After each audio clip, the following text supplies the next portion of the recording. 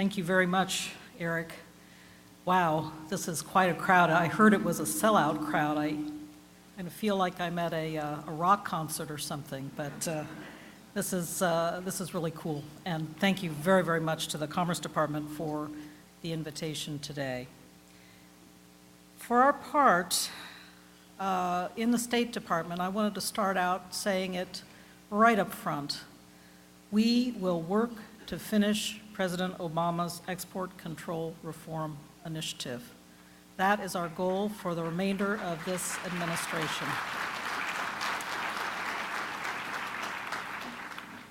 We also need to work with all of you to improve our ability to advocate for U.S. industry around the world. And that is also a very important goal. I'd like to address both of these issues in my remarks this afternoon. First, on export control reform, as is well known in Washington, change within a bureaucracy can be hard. The success we have seen in implementing the President's export control reform initiative over the past 5 years is a testament to tremendous efforts among a number of agencies, and Eric's mentioned them already: the Departments of State, Commerce, Defense, the National Security Council, and other partner agencies. Further, American industry has made invaluable contributions by reviewing and commenting on the new rules, and I am impressed when I hear how many comments come in. I know that you are definitely doing your work to help us move this important initiative forward. Thank you for all that you have done to support this effort over the past few years. With your support, we have published in final form rules revising 15 of the 21 U.S. munitions list USML categories, and our staffs are working to finish reviewing the remaining USML categories in 2016.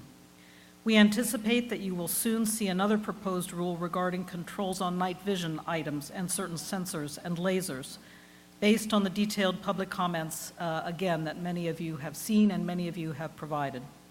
Our attention will then turn to the remaining USML categories. As Eric Hirschhorn has already noted, our thorough USML review and review of general reforms is not a one-time effort. The President challenged us to create a process to regularly review both lists, recognizing that our national security concerns will evolve, as will the technologies that we control. It will be important to bear this in mind as we move forward, and we will continue to do everything we can to ensure that this process is an evolving one.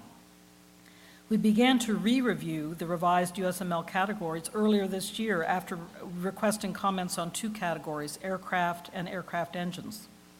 We are continuing this process with 4 more categories currently open for public comment. In addition, ECR is creating more symmetry in the language of the ITAR and the EAR, with the goal of ensuring easier compliance and comprehension for the increasing number of countries that work with both sets of regulations. I believe this effort is most evident in the proposed rule on many fundamental definitions in both sets of regulations. We want this rule to help align, where appropriate, the definitions of export and other foundational definitions within these regulations. Our efforts are also aimed at modernizing our system to be more responsive to modern business practices, such as the private sector's increasing reliance on cloud computing, on using the cloud in its operations to conduct business. We want to revise our policies and practices to better align with the realities of the private sector's operational environment, in other words, and at the same time ensure that our national security and foreign policy interests are met through appropriate controls. In addition, the State Department is reorganizing its licensing staff to better serve you.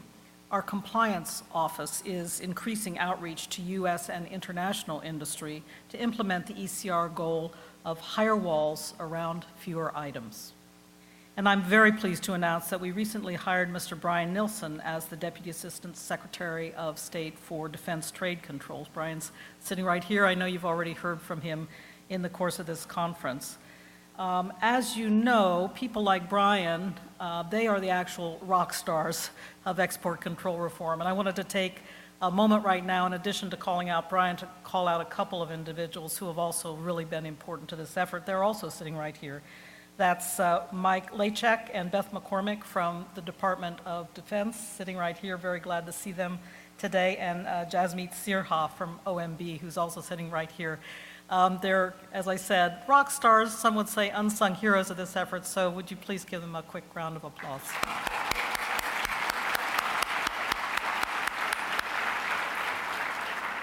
Thank you.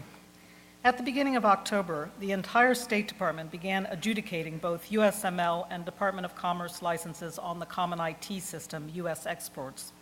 This is already helping to expedite the licensing process. As we complete the list-related changes, we will continue to improve our practices to support the spirit of ECR.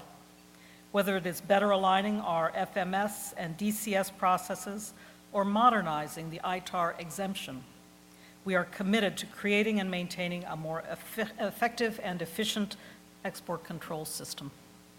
We will continue to work toward a system that is better able to respond to the urgent acquisition needs of our allies, foster co-development of defense technology in a way that supports U.S. industry as well as our foreign partners, and also support the national security and foreign policy interests of the United States. Now, let me turn to defense trade advocacy. Picking up on that thread, I want to talk about American leadership in the context of today's security environment and how government and industry can better work together, particularly in the arena of defense trade advocacy. There are two fundamental facts in today's geostrategic environment that drive our leadership. The first is that the world's greatest challenges do not affect any one nation anymore. These are all transnational matters: terrorism, climate change, communicable diseases. They don't respect national boundaries. So we really have to have policies that are not confined to national boundaries. We are, as the saying goes, all in this matter together. Second, no single nation can solve these problems alone. The United States can lead efforts to combat the challenges we face, but without cooperation of other countries, other partners, it wouldn't be enough. We need to collaborate with our partners to solve problems in a durable and lasting way. Defense trade is an important way to accomplish that goal. Whether we are building the capabilities of the Israeli Defense Forces or the Iraqi security forces, whether we are empowering our partners in South America or in Southeast Asia, to this end, cooperation between government and industry is critical. The United States government benefits from the American brand that you help to build overseas. American companies create the most innovative and effective solutions to today's global challenges, and the world knows it. You have all made American products the gold standard for the defense industry. As Secretary Kerry, my boss, said recently, the world wants what America makes. The advantage is a key to pressing forward on our national security interests. Likewise, American industry benefits from having U.S. leadership that is trusted, strong, clear, and coherent around the world. We each have a stake in the other's success. When we decide that security cooperation with a foreign partner will further our national security, it is in our interest to work in a speedy, organized, and collaborative way to advocate for American interests, which includes American industry. We face serious challenges in today's defense trade market. I don't need to tell this room that.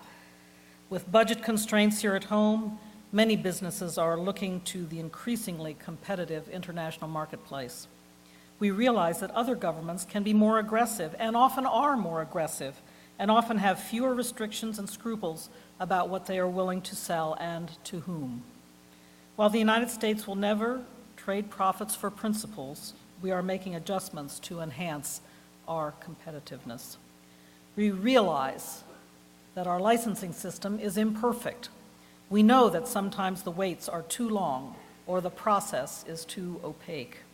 That is exactly why we are implementing export control reform.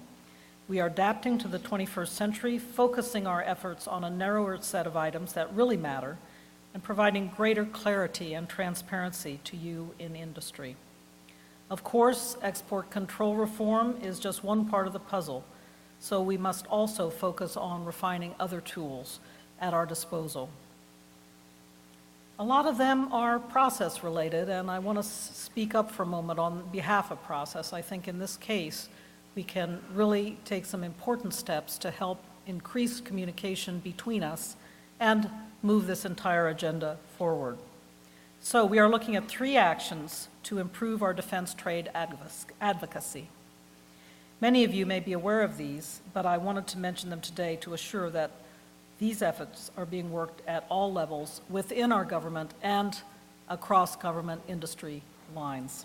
First, when we in government work together, we are much more effective and powerful, and I was very happy to hear Eric make mention of that in his introduction of this speech this afternoon. It's extraordinarily important. There are many players in the security cooperation enterprise, and we do a lot to coordinate inside the government. But there have been instances, specific sales, when our different agencies have not always synchronized our actions to support such sales. That's why we have built a single group, the Defense Advocacy Working Group. This group will identify areas that require heightened communication and extra advocacy work, permitting a tailored, unified, and coordinated approach within the government from start to finish. Second, we have created an international trade show working group to better coordinate our meetings, deliver consistent messages, and identify areas that we want to target. Although there is more work to be done in this area, and no 2 shows are ever the same, I hope that some of you have seen some progress on this front in the recent period. Third, to be more transparent and responsive to industry, we launched a senior-level quarterly industry outreach forum. And when I first heard about this forum, I thought, that's a great idea. And when it was reported back to me how the early ones went, I thought, great, this sounds like it's moving in the right direction. I hope that you feel the same way. As our partners, you should be able to ask about our objectives and get a reasonable steer on the types of sales the USG would support without going from agency to agency to get an answer. As I mentioned, a couple of meetings have taken place. We launched this effort in July with a panel of senior speakers from the Departments of Commerce, State, and Defense. We held a similar panel last month, and the next event will occur in January of 2016. I want to emphasize that these panels are about having a 2-way conversation that is productive for everybody who's concerned. If you have something you want to talk about, please let us know. And there are opportunities with people like Brian Nilsson here during this conference to start shaping that agenda for January, even as this conference is going on. Again, I realize that government forming internal working groups may not seem like a very innovative idea, but I do think in this case that it is important. I assure you that increased communication and coordination within government will better serve our national interests and the interests of everyone in this room, of U.S. industry. Codifying this coordination will help ensure that our communication and collaboration on matters of interest to you does not occur on an ad hoc basis, but rather as the result of a concerted and deliberative process. Of course, our efforts will only succeed if we have that third element in hand, the interaction and feedback from you. I hope that you take us up on these offers to meet, to coordinate, to communicate, and we look forward really, truly to working with you. So once again, thank you very much for the opportunity to speak to you all today. We're launching into an exciting year, 2016, as we move up the trajectory to finish our export control reform and look forward to working with you throughout this year to get the job done. So thank you very much for your attention, and again, to the Department of Commerce, I really appreciate this opportunity to speak to this impressive group today. Again, I do feel a little bit like I'm at a rock concert, but you can turn the music back on now, I guess I'll put it that way. So thank you very, very much.